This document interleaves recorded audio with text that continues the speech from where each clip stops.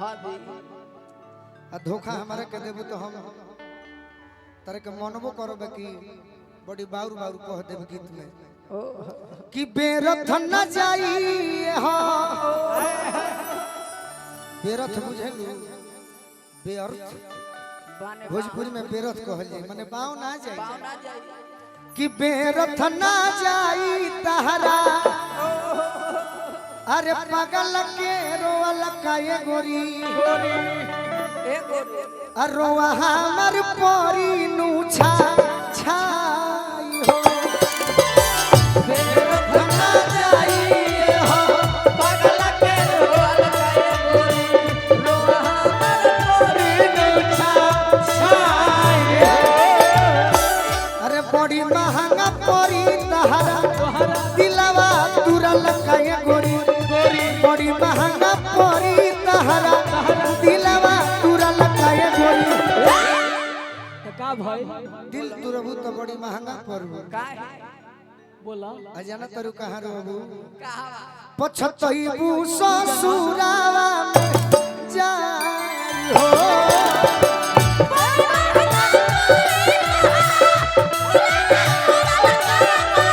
पछतईबू ससुरावा में जाई हो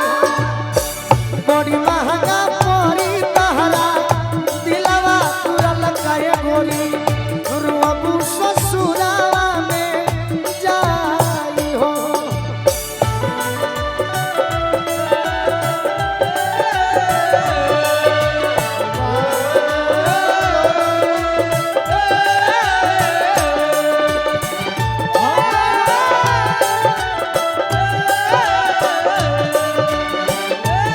नया कलाकार का मौका दो बड़ी महंगा परी तहरा दिलवा तुरल काए गोरी रुअबू ससुरावा में जाई हो तू अपना पियावा के पाके खुश होइबू हां दी बाकी सोचलू है कि हम का करो का हम तो गमन होइबे करो फाटल करेज पर सुखावा न पैबू तू पियावा के सेज पर पियावा के सेज पर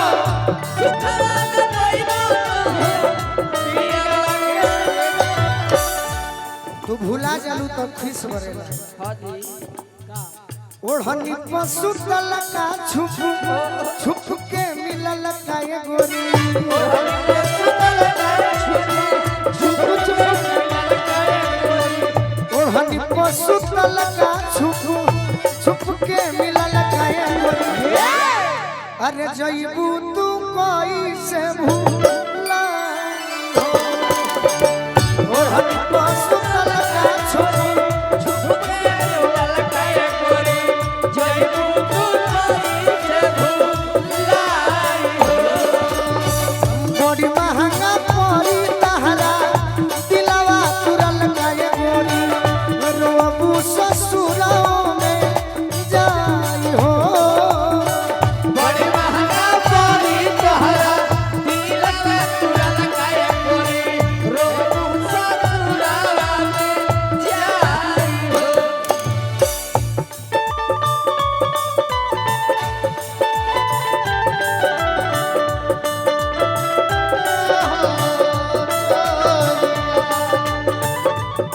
क्या बात है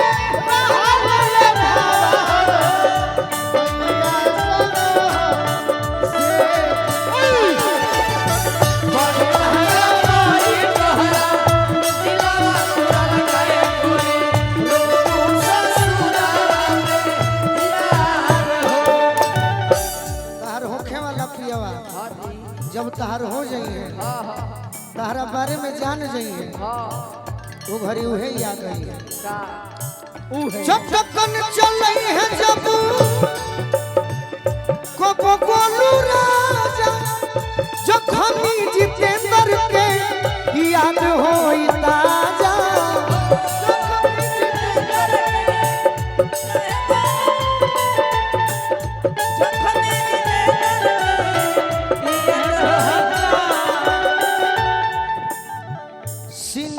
सटल का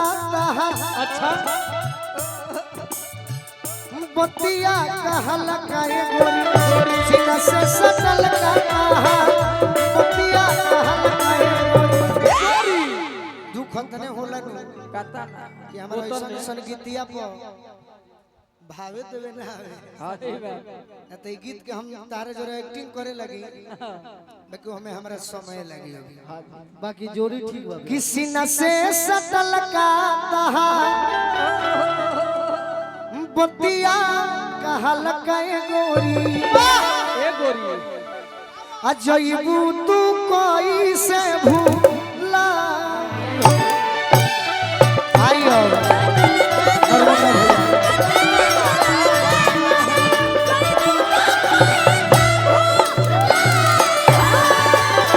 सीना से सटल का बतिया कहल काए गोरी जयबू तू कोई से भूला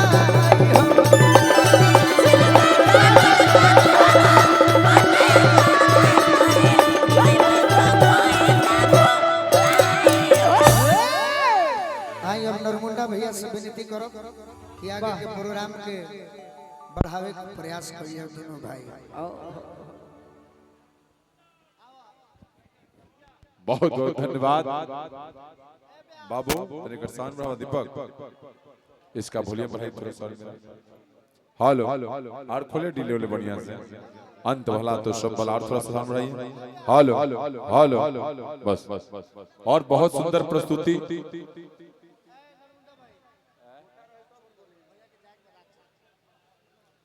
बहुत सुंदर प्रस्तुति हम सभी संगीत प्रेमियों के बीच में भाई गोलू राजा ने अपने अंदाज में रखा। आप सबों को एक से बढ़कर एक नगमे सुनाए और सभी कलाकारों ने अपने बाड़ी में पूरी ईमानदारी और पूरी मेहनत के साथ अपना जलवा आप तमाम संगीत प्रेमियों के बीच दिखाए। बहुत बहुत धन्यवाद देता हूं मैं भाई सोनू सिंह जी को और हमारे सभी साथी कलाकार असगर भैया के समस्त टीम को कि आप सबों ने भी पूरी ईमानदारी के साथ सभी कलाकारों के साथ